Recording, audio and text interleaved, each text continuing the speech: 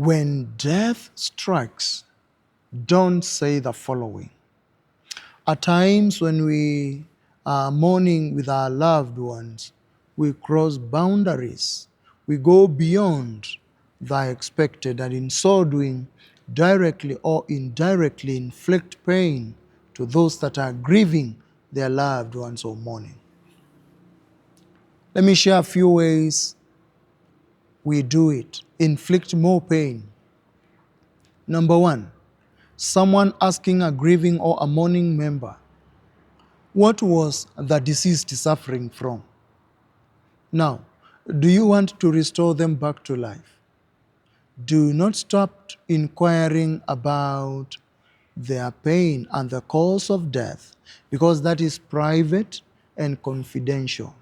It is like going to the hospital, then asking a patient, however close you are to them, sicknesses, please, are private and confidential. Don't ask them. And what did the doctor say that you are suffering from? When are you likely to be discharged from the hospital? You are inflicting pain on them. Please be guided. Sickness is a private affair. Don't intrude into people's privacy. Don't cross the boundary, because should they disclose, it is in their discretion to either reveal to them, to you, or not. So when you go to mourn with someone who has just been left by a loved one, don't be quick to ask, and what were they suffering from? What caused the death? Leave that to them. It is their loved one who is departed. It is not your loved one. Number two, don't say to the people that are grieving, stop crying. Are you a baby? Are you a lady? Are you a woman? Why are you crying, especially men? Someone said, when an egg breaks from outside, it brings death.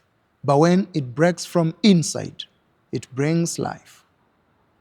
Statistically speaking, science has demonstrated times without number that them that break fast, them that allow themselves to grieve, to cry, to mourn their loved ones, are the first to heal.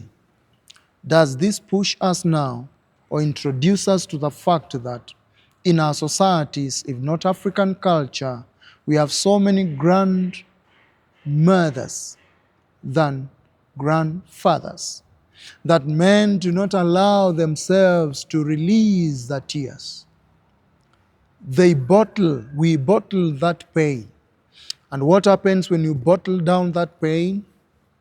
When tears break from inside, they bring the unhealing wound. Yes, wound that takes lives.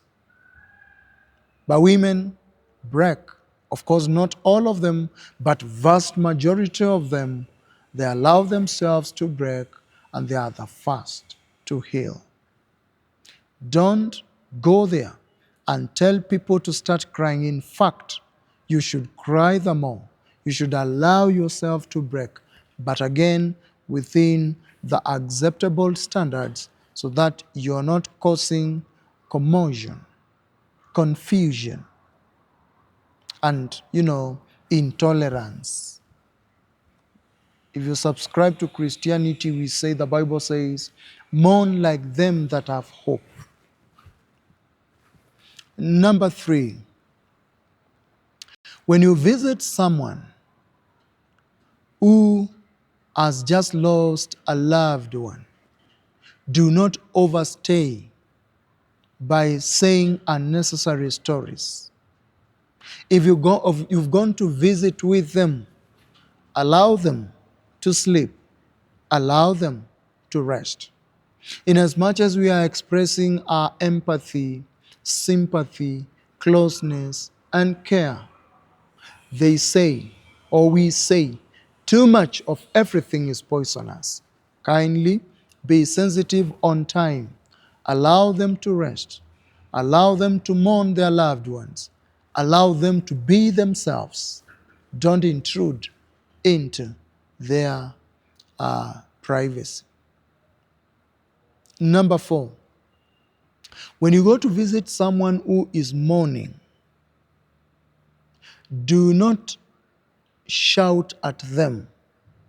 Do not reprimand them. It is their loved ones they have lost. It's not you. Check your intonation. Mind your language. Mind your kinesics, body language, because we say symbols have meaning. Mind your language. Choose words wisely. Speak words of hope. Breathe life to them. Walk with them. That is a calling, that there are certain things you must not do, you must not say whenever you go to visit a loved one. The other thing, number 5, is when you visit a mourning family or a grieving family, do not stop them from expressing themselves and breaking. Don't be confused with when they start breaking. Don't stop them and stop the conversation and say they are too weak to speak. Allow them to mourn. Don't limit their time. They are mourning their loved one, either dad, mom, brother, sister, nibbling, publics. Allow them to mourn them. Do not restrict them. Don't tell them, and speak in brief, be brief. They are mourning their loved one. And probably through speaking, they are healing. Elizabeth Kubler-Ross, a Swiss psychiatrist, says people mourn best in their language. Don't restrict them.